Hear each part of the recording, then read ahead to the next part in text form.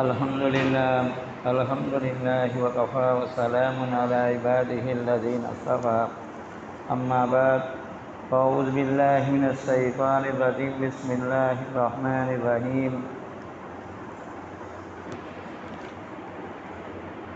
ما يفتح الله للناس من رحمة فلا ممسك لها وما ممسك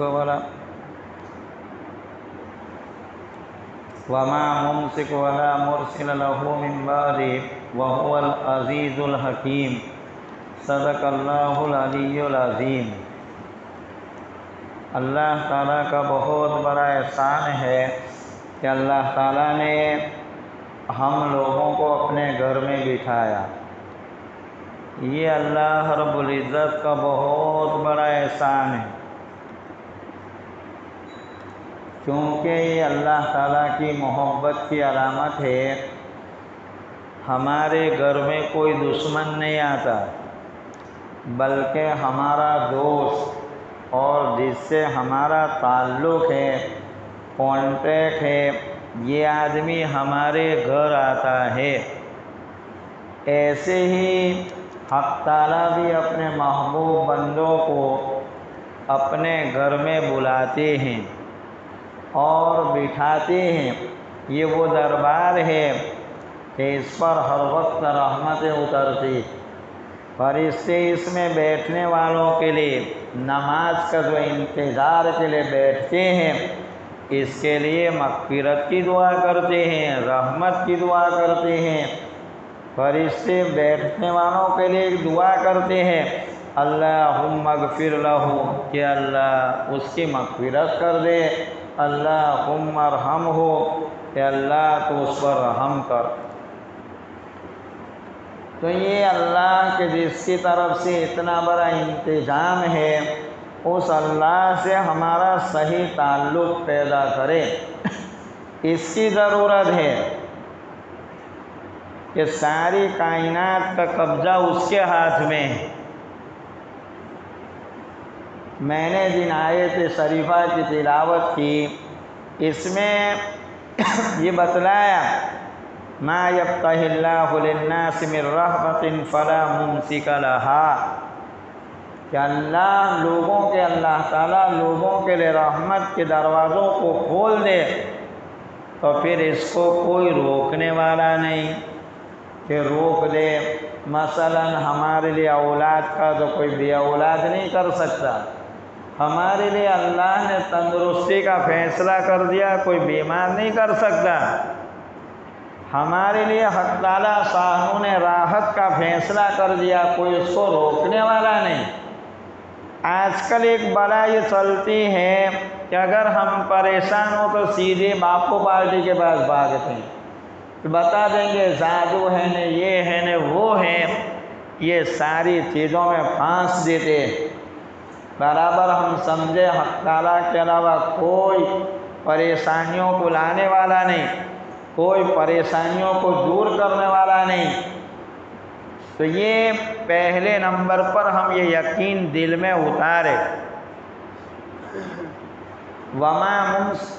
کہ جو کوئی روکنے والا نہیں اس کے لیے، کہ حق تعالیٰ شانو جو ہے جس کے لیے فیصلہ کر دے، پھر اس کے لیے کوئی روکنے والا نہیں، اور جب وہ روک لے فلا مرسل لہ من بعدہ، اس کے بعد کوئی بھیجنے والا نہیں، دینے والا نہیں۔ اللہ نے راحت روک لی تو کوئی راحت دینے والا نہیں۔ تو یہ یقین دل کی گہرائیوں میں اتارے ہم۔ وَهُوَ الْعَزِيزُ الْحَكِيمُ، وہ زبردست حکمت والا ہے۔ تو پہلے نمبر پر یہ ہے کہ جب حق تعالیٰ روک لے کوئی رحمت کو تو کوئی دینے والا نہیں، اور وہ رحمت کو دے تو کوئی روکنے والا نہیں، وہ روک دے تو کوئی دینے والا نہیں۔ خود نبی علیہ السلام نماز کے بعد حق تعالیٰ شانوں سے دعا مانگتے تھے کہ اللہم لا مانع لما اعطیت، کہ یا اللہ تو روک دے تو کوئی دینے والا نہیں۔ فلا موتی لما منعت، اور جس کو تو روک لے کوئی دینے والا نہیں۔ تو اللہ دے تو کوئی روکنے والا نہیں، وہ دے تو وہ مت نہ دے تو کوئی دینے والا نہیں۔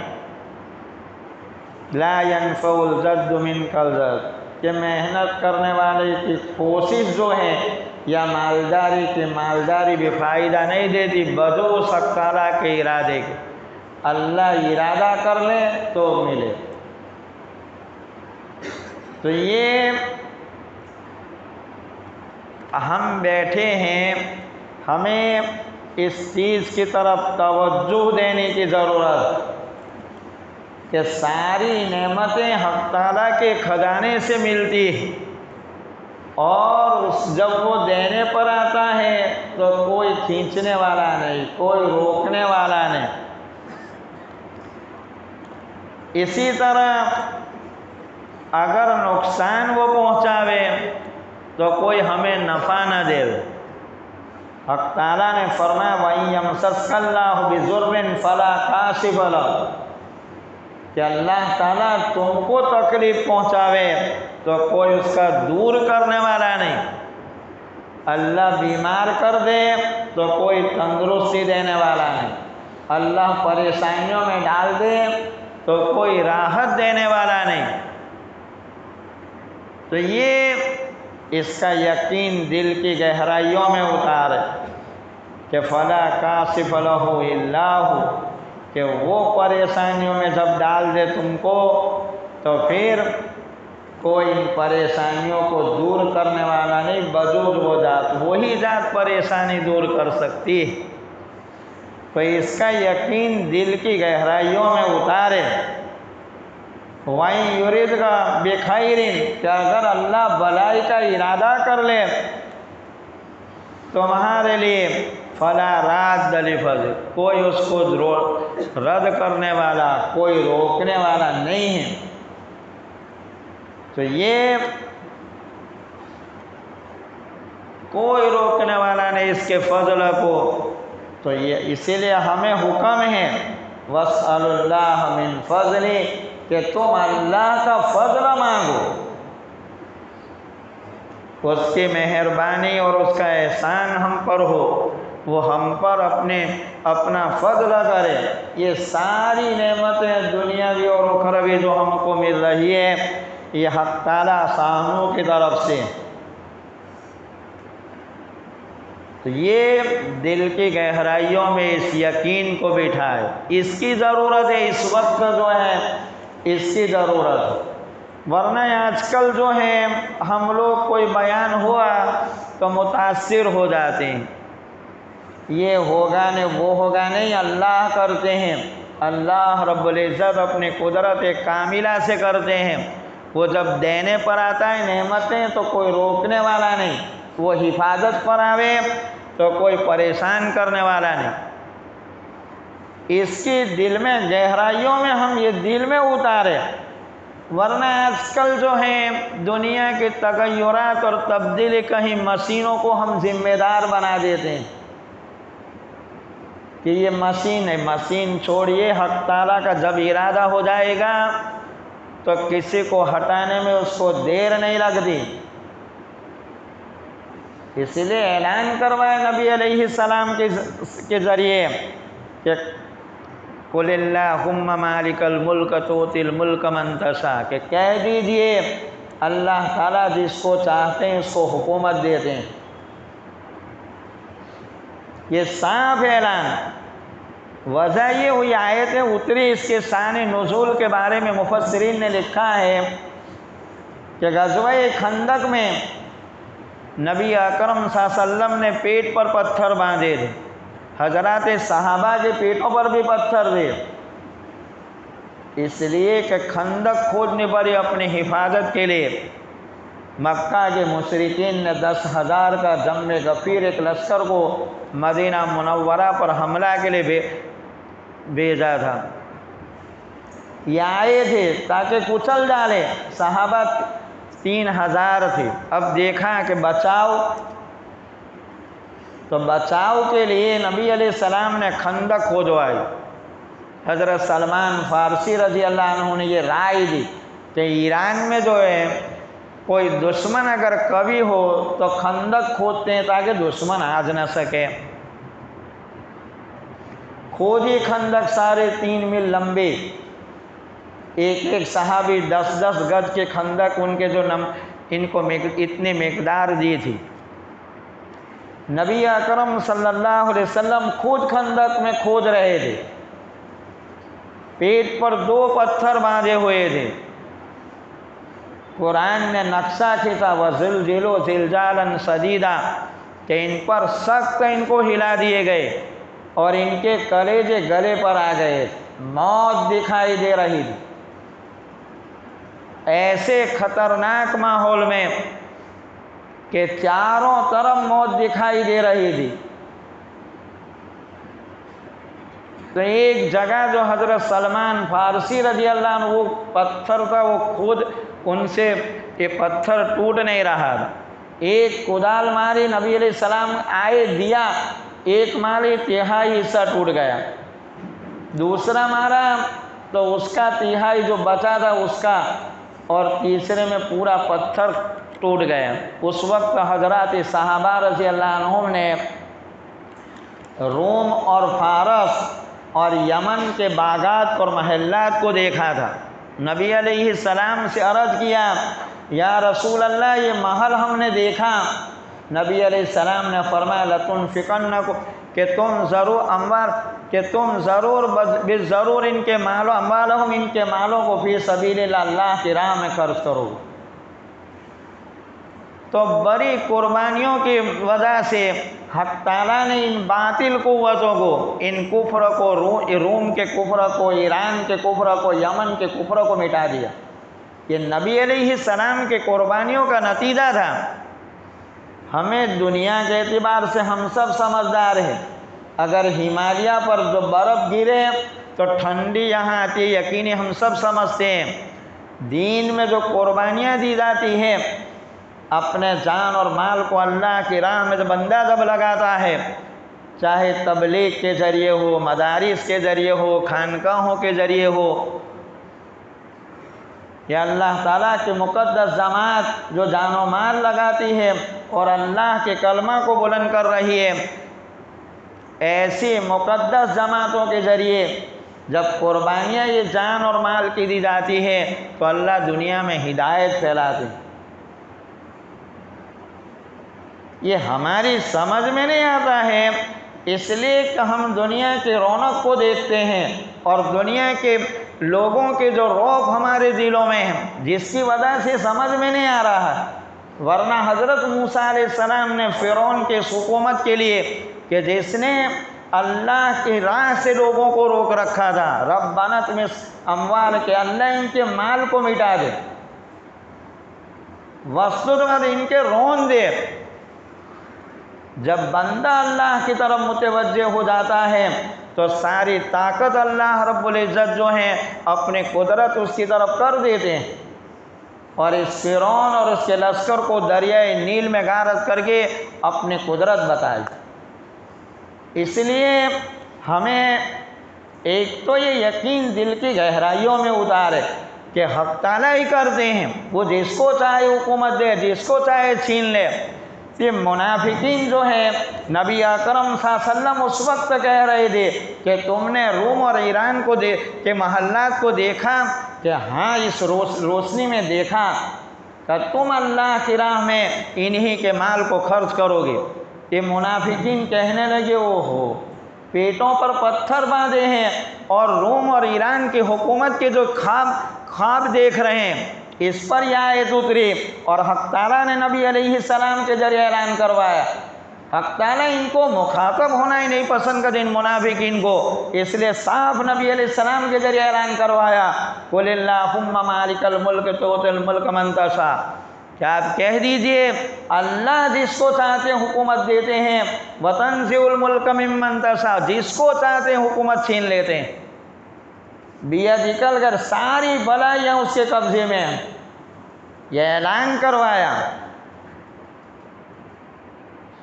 اور حق تعالیٰ نے پھر حضرات صحابہ کو انہی ملکوں کے حاکم بنا کر اپنی قدرت کو بتایا۔ اس ذات کی طرف توجہ کرنے کی ضرورت ہے۔ اب اس وقت جو ہے مسلمان یہ سوچتا ہے کہ دنیا میں ہم بہت پریشان ہیں، تو یہ پریشانیاں کے آنے کا ذریعہ یہ ہمارے گناہ اور خدا کو ناراض کرنا ہے، یہ ہے وجہ۔ اس لیے حق تعالیٰ نے فرمایا ان اللہ لا یظلم الناس شیئا، کہ اللہ ظلم نہیں کرتا کسی چیز کا لوگوں پر، ولکن الناس انفسہم یظلمون، کہ لوگ خود ظلم کر رہے ہیں اپنی ذاتوں پر، اللہ کو ناراض کر کے آخرت برباد کر رہے ہیں، دنیا برباد ہو جاتی ہے۔ جب بندہ خدا کو ناراض کرے گا تو دنیا بھی جائے گی۔ اس لیے حق تعالیٰ نے ہمیں غیرت دلائی، وَلَا تَكُونُوا كَالَّذِينَ نَسُوا اللَّهَ أَنفُسَهُمْ، کہ تم ایسے مت بنو جنہوں نے اپنی ذاتوں کو بھلا دی۔ یہ غیرت دلائی اس لیے کہ جب آدمی خود اپنی ذات کو بھول جاتا ہے تو اس کی دنیا بھی برباد ہوتی ہے، آخرت بھی۔ ایک آدمی دکان کو بھول جائے تو دکان بند ہو جائے گی، کھیتی کو بھول جائے تو کھیتی برباد ہوگی۔ تو جب آدمی اللہ کو بھول جائے تو پھر گیا کام سے، اس کی دنیا بھی جائے گی، آخرت جائے گی۔ ہم اس کو آج کل ہم لوگ اس کو معمولی سمجھتے ہیں کہ جانے دو۔ تو پہلی وجہ یہ کہ ہم اپنا تعلق اللہ سے پیدا کریں، اس لیے کہ جب بندہ خدا سے تعلق پیدا کر لے گا تو اللہ نعمتوں کو چھین نہیں لے گا۔ بندے جب خدا کی نافرمانی کرتے ہیں تو نعمتیں چھین لی جاتی، تندرستی بیماریوں کے دروازوں میں پہنچا دے گا، مالدار فقر و فاقہ کے دروازوں پر پہنچا دے گا، راحت میں ہے پریشانیوں میں پہنچا دے گا۔ اس لیے صاف حق تعالیٰ شان نے فرمایا ذالک بأن اللہ لم یک مغیرا نعمتا انعمہا، یہ اللہ تعالیٰ نے کہ جو اللہ تعالیٰ نے جو نعمتیں دی ہیں اس کو تبدیل نہیں کرے گا، علی قوم حتی یغیروا ما بانفسہم، جب تک کہ قوم خود بدل تبدیل نہ کر دے۔ ایک آدمی پر اللہ نے نعمتیں دی، اب یہ چوری کرنے لگ جائے، ایک آدمی کو حکومت دی وہ ظلم کر رہا ہے، ایک آدمی کو کچھ اقتدار دیا ہے تو وہ دھوکہ بازی کر رہا ہے، تو نتیجہ آدمی ایسا نہ سمجھے کہ کوئی پوچھنے والا ہے۔ اس وقت روئے زمین پر جو ہیں ایسے انسانوں کا اکثر حصہ ملتا ہے کہ وہ اپنی ذات کو پتہ نہیں کیا سمجھتے ہیں، اگر دو چار پیسے ہو جائیں تو کہ اپنوں کو کوئی پوچھنے والا نہیں، ہم جو چاہے کریں۔ یہ بہت بڑا دھوکہ ہے کہ جب آدمی پر اللہ نے نعمتیں دی ہیں، اگر ان نعمتوں کو ناشکری کرے گا چھین لے گا، اور ان نعمتوں کو صحیح استعمال کیا تو اور بڑھا دے گا۔ لئن شکرتم لازیدنکم، کہ اگر تم شکر گزاری کرو گے تو اللہ کہتے میں ضرور بھی ضرور نعمتوں کو بڑھا دوں گا۔ وَلَئِن كَفَرْتُمْ إِنَّ عَذَابِي لَشَدِيدٌ، اگر تم ناشکری کرو گے تو اللہ تعالیٰ کہتے میرا عذاب سخت ہے۔ اس کو ہم معمولی نہ سمجھے۔ اب رہی بات ہر آدمی سوچتا ہے مدد اترے کیسے، ایمان بنا، ایمان بنتا ہے ایک تو علم سے، دنیا دار الاسباب ہے، ایک آدمی کھیتی کو اچھی طرح کرے گا، اچھا جو زمین اچھی زمین ہو، بیج عمدہ ہو اور کھیت کو صاف کرے تو کھیتی میں بیج بوئے تو کھیتی ہوگی۔ یہ اچھے اسباب کو اختیار کرنے کی وجہ، دنیا دار الاسباب ہے۔ اس ایمان کا ایک سبب تو علم ہے، یرفع اللہ الذین آمنوا منکم والذین اوتوا العلم درجات، کہ اللہ تم میں سے بلند کرتے ایمان والوں کو اور ان لوگوں کو جن کو علم دیا گیا، تو علم سبب ایمان کے بننے کا۔ ایک آدمی کے پاس علم ہی نہیں ہے تو خواہ کو دعوت دے گا، خواہ کو ایمان کو سمجھے گا، خواہ اللہ تعالیٰ کی معرفت کو سمجھے گا، پہلے نمبر پر علم ہے، جتنا علم زیادہ ہوگا ایمان اللہ بڑھائیں، کہ ایمان بڑھنے کا ذریعہ علم ہے، اور علم آتا ہے تقوی اور پرہیزگاری سے، کہ آدمی مسلسل محنت کرے، کتابی تعلیم کو سنے غور سے۔ یہ تبلیغی جماعت کے لوگ آتے ہیں، اعلان کرتے دین کی بات ہوگی، مسجد میں اکثر جو ہے بھاگ جاتے ہیں، وہ سمجھتے پتہ نہیں اعلان پنکھے کے لیے کیا ہے، یہ اعلان ممبر کے لیے کیا ہے، یہ اعلان یہاں مسجد میں آنے والے ہر مصلی کے لیے کیا جاتا ہے کہ دین کی باتوں کو سنو تاکہ دین سمجھ میں آوے، اور پھر حق تعالیٰ آسان و دنیا اور آخرت بنا دے، اس لیے اعلان کیا جاتا ہے۔ بھاگتے ہیں، تفسیر مسجدوں میں ہوتی ہے بھاگتے ہیں، ذکر کی مجلسیں ہوتی ہے اعلان ہوتا بھاگتے ہیں۔ یہاں کوئی چونٹیاں نہیں کاٹتی کہ بھاگے، بیٹھے یہ اللہ کا گھر ہے، یہاں بیٹھنے والا اللہ کا مہمان ہے، اور ان مجلسوں کے بعد اعلان کیا جاتا ہے کہ بیٹھنے والوں کی مغفرت کر دی گئی۔ فرشتہ کہتا ہے ایک آدمی دوسرے کام سے آئے کہ اللہ یہ کہیں کہ یہ ایسے ہم جو سکے یہ لوگ ایسے ہیں کہ لا یسکا جلیسم، ان کے جو بیٹھنے والا بدبخت نہیں ہوتا، اگر کسی کام سے آ گیا وہ بھی محروم نہیں رہے گا۔ تو یہ علم سے ایمان بنتا ہے، یہ تعلیم میں بیٹھے تاکہ اس سے علم آوے اور اس کے ذریعے ہمارا ایمان بنے۔ دوسرا ذریعہ ایمان بننے کا، ہم خود علم دین کو سیکھیں اور عامل بنے، عمل کریں گے اللہ علم دے گا، ایمان کو مضبوط کر دے گا۔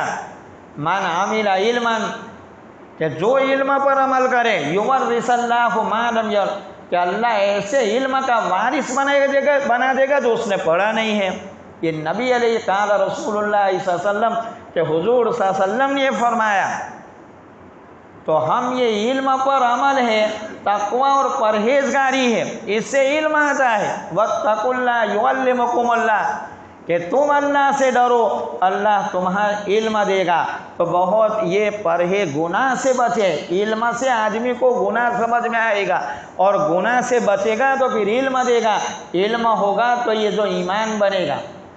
تو ایمان جو ہے یہ ایمان ہی اصل ہے، اس سے بڑی بڑی بلائیں اللہ تعالیٰ دور کر دیتے ہیں، ہٹا دیتے ہیں۔ ان اللہ یدافع عن الذین آمنوا، کہ اللہ پریشانیوں کو، بلاؤں کو، آفتوں کو ہٹا دیتے ہیں ایمان والا۔ ایمان شرط ہے، یہ ایمان بنے گا تو یہ تب مصیبتیں دور ہوگی۔ ان اللہ لا یحب کل خوان کفور، کہ اللہ تعالیٰ خیانت کرنے والے کو اور ناشکروں کو پسند نہیں کرتے۔ اللہ رب العزت نے غزوہ بدر میں حضرات صحابہ، غزوہ احد میں 70 صحابہ شہید ہوئے، اس وقت جو حالات بھی بہت یہ تھا کہ ختم ہو جائیں گے، اس وقت حق تعالیٰ نے ایمان ہی کی طرف توجہ دلائی کہ ایمان بناؤ، ہم تمہیں ترقی دیں گے، ولا تہنوا ولا تحزنوا، کہ تم غمگین مت ہو اور تم جو ہے کمزور مت ہو، وانتم الاعلون ان کنتم مؤمنین، تم ہی سر بلند رہو گے تم اگر ایمان ہے۔ اس ایمان کے بلبوتے پر احد کے بعد حق تعالیٰ نے کفر کی حرم جو ہے حجاز سے کفر کی جڑیں کاٹ دی۔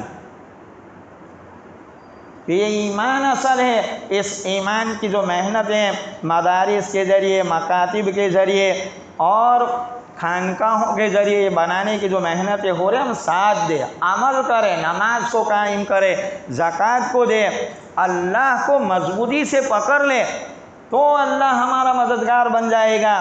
فَأَقِیمُوا الصَّلَاةَ وَآتُوا الزَّکَاۃَ، کہ پس نماز کو قائم کرو، زکوٰۃ ادا کرو، زکوٰۃ دو، وَاعْتَصِمُوا بِاللَّهِ، اللہ کو مضبوطی سے پکڑ لو، اللہ کے ساتھ مضبوطی سے وابستہ ہو جاؤ، اللہ سے تعلق پیدا کر لو۔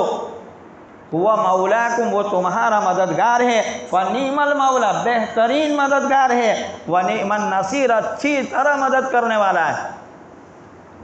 تو یہ حق تعالیٰ کی طرف سے کہ ہمیں اللہ کا تعلق نماز ہو۔ یہاں اتنے بے نمازی ہوتے ہیں کہ ہماری مسجدیں عصر میں، مغرب میں، عشاء میں پتہ چلتے ہیں مسلمان ہے کہ نہیں سوچنا پڑے، 2-3 صفیں ہوتی ہے، ہوتے یہیں دکانوں پر، چوروں پر، گھروں میں بیٹھے رہتے۔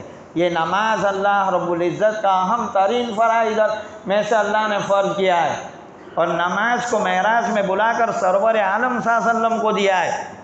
اس کو معمولی نہ سمجھے۔ یہ نماز آدمی چھوڑ دیتا ہے تو کبھی کبھی نماز کا چھوڑنا کفر کی تک پہنچا دیتا ہے۔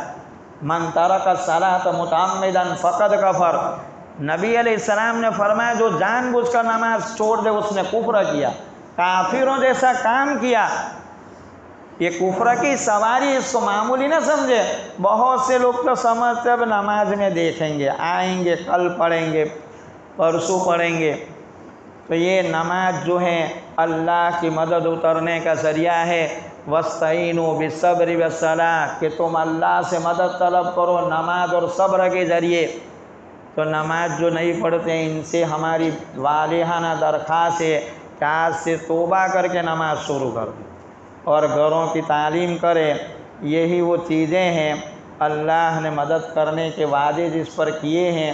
اللہ کی مدد کافی ہے۔ وَمَن نَّصْرُ إِلَّا مِنْ عِندِ اللَّهِ الْعَزِيزِ الْحَكِيمِ، کہ اللہ کی مدد، جو اللہ ہی کی مدد جو زبردست حکمت والا ہے، تو اس کی مدد کافی ہے۔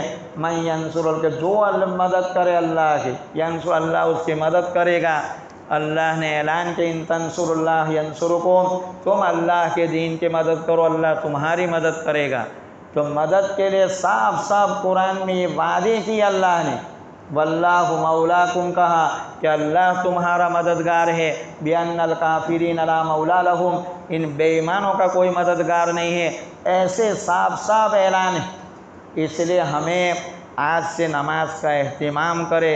کفر کے جتنے کام ہیں یا کافروں کی جتنی مشابہت ہے، چاہے یہودیوں کی ہو، نصرانیوں کی ہو، ہندوؤں کی ہو، ہم کسی کی مشابہت نہ اختیار کریں، نہ لباس میں، نہ معاملات میں، نہ معاشرت میں، نہ اخلاق میں۔ ہمارے لیے ضروری ہے ہم پورے کے پورے اسلام میں داخل ہو، پورے کے پورے۔